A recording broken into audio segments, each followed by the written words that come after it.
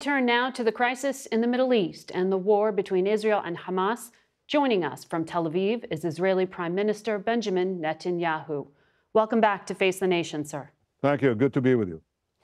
Mr. Prime Minister, the U.S. is working on a hostage deal that President Biden has said would bring with it at least 6 weeks of calm. The intelligence chiefs met on Friday. Are we close to a deal? Well, I'm not sure of the exact duration, but I can tell you that we're all working on it. We want it. I want it, because we want to liberate the remaining hostages. We've already brought half of them back. And I appreciate the effort, the combined effort of Israel, the United States, to bring back the remaining hostages. I can't tell you if we'll have it, but if Hamas goes down from its delusional claims and goes down, can bring them down to earth, then we'll have the progress that we all want. What specifically is holding up the deal at this point? Reportedly, this would have 30 to 40 hostages, women, elderly, wounded, released in exchange for a few hundred Palestinian prisoners being released. Hamas started out with just crazy demands, and you know, it's too soon to say if they've abandoned them. But if they do abandon them and get into what you call the ballpark, they're not even in the city. They're in another planet. But if they come down to a reasonable situation, then yes, we'll have a hostage. I hope so. There are at least 6 U.S. citizens among those being held by Hamas. For you, is the return of living hostages necessary and essential for you to declare victory in this war? I've set 3 war goals. The first is to release the hostages. The second is to destroy Hamas. And the third is to ensure that Gaza does not pose a threat to Israel in the future. And obviously, the 3 are intertwined.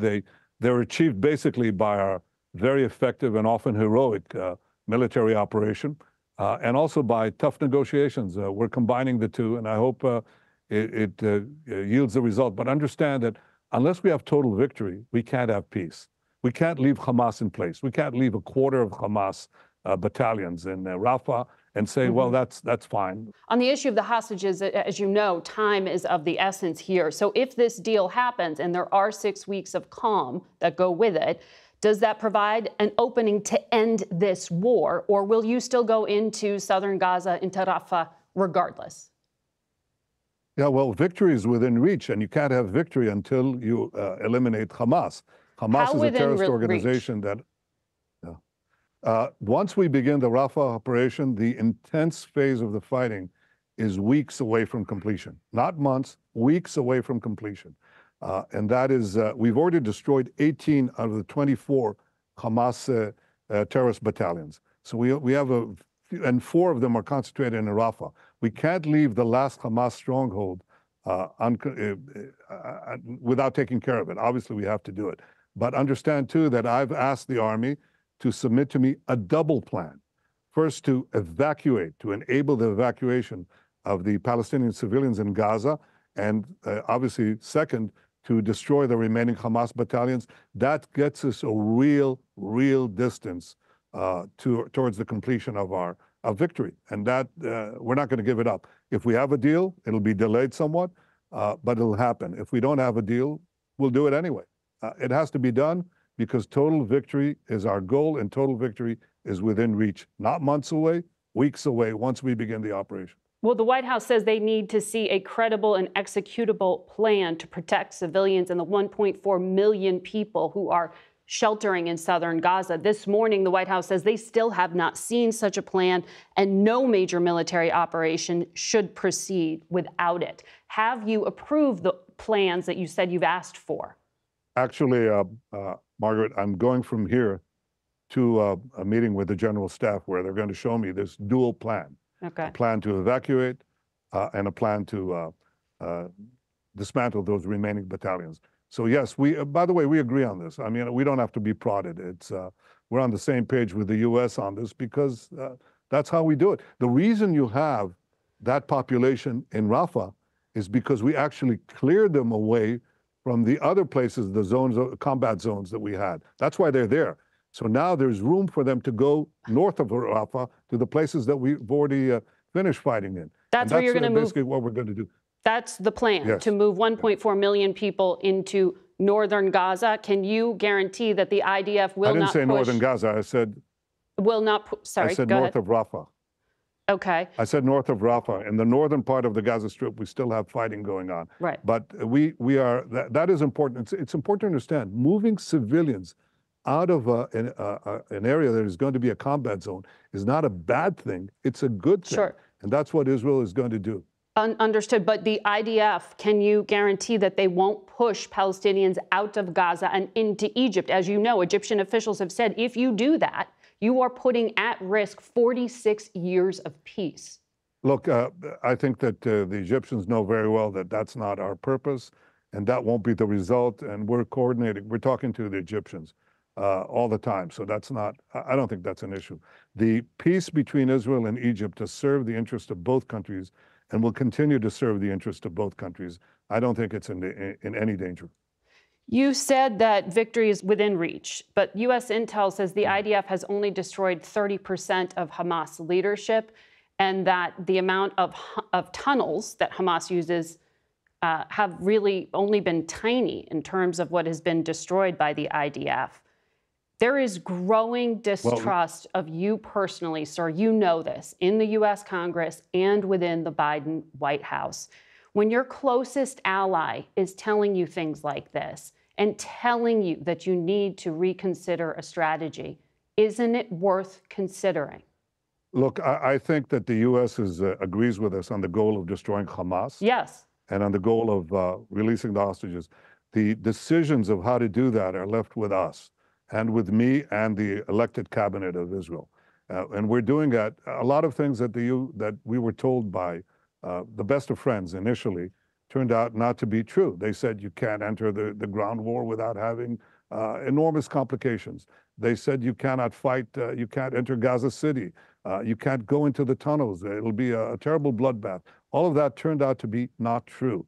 Our soldiers are in the tunnel network. We don't have to take apart hundreds of kilometers of tunnels. We are taking apart the missile production factories that are underground, the command and control headquarters, the computers that are there, the money that is there, the weapons that are there, and the ammo that is there. We're doing that methodically. So we're doing the war. You can't substitute for the Israeli military command, and we're doing it very responsibly. John Spencer, who's the head of urban warfare at West Point, says that no other army has gone to the lengths that Israel's army has gone to clear civilians out of harm's way, even though Hamas is doing everything to keep them in harm's way. Oh, sure, but the former head of Central Command was on this program just a few weeks ago and said basically you have not articulated any specific end game here. So, but putting that aside, I want to come back to a few different things you said. Wait a minute, Margaret, hold on. You lob these grenades at me and you keep on moving. Well, first of all, you say there's no confidence in me. Well, the Israeli public has confidence in me. Last week, there were massive protests throughout Israel yesterday. Of course we have protests. We have protests. Israel is a democracy. We've had protests for 30 years. But the Israeli people are united as never before. Last week, they voted 99-9 in the Knesset for my proposal that says that the way that we have to do two things. We have to win the war, have total victory, but also not have an international dictate of a Palestinian state on it shoved down our throats that would endanger Israel. The people are overwhelmingly united on this. When is the last time we had 99 votes in the Knesset? Yeah. I'll tell you, 30 years ago. So the people are united. The policy is right. The people support it. And I intend to take it to completion because that's what we have. We can't compromise with total victory because I'll tell you, we can't win the peace if we don't win the war, and we will win this war. One of the members of the Knesset, the former Israeli Prime Minister Yair Lapid, said he asked the Americans about what you just said about a unilateral declaration of recognition of Palestinian state, and he said, you invented a threat that doesn't exist. There was not one official in the world that suggested unilateral recognition of the Palestinians. So putting that aside, I want to... Actually, the Foreign Secretary of Britain just spoke about it. There have been many. Well, this is the U.S. I hope that's true. Okay. We've heard a lot of briefings coming from the U.S. To that effect. So I hope it's true. Yeah. And if it's true, then that will reinforce the decision made by the government, by the people of Israel through their elected representatives. And by the way, if people try to foist it on us, it'll be a terrible mistake because it would be seen as a reward for terror. after the most atrocious attack Yeah. committed against the Jewish people since the Holocaust. So people of Israel are not going to buy it. And if you want peace, you shouldn't go that route. Peace will be achieved through direct negotiations between the parties down the line. I don't think the Palestinians are ready for it, but when they are, that's the way it'll be achieved, not by international fiat. I want to come back to something you said where you were raising questions about U.S. intelligence and advice to you from the Biden administration, where you said it was wrong. You also said there was no bloodbath. I didn't say it was wrong. I said some good friends gave us advice that turned out to be that we performed a lot better than they anticipated. Mm-hmm. And by the way, we performed a lot better than we anticipated. Well, on the no bloodbath, Doctors Without Borders went to the UN this week and said the civilian toll in Gaza is so high, they came up with a new term, wounded child, no surviving family. Save the Children says there are over 1,000 children who have lost a limb over these past days since the beginning of the October 7th war. What Hamas has done is horrific, but President Biden has said your actions, sir, are over the top. Aren't you concerned that Israel is creating more terrorists than it is killing? I think that any civilian casualty is a tragedy, and I don't say that half-heartedly. I lost a brother in war. I myself was wounded while releasing hostages from a hijacked plane. I've lost friends in battle.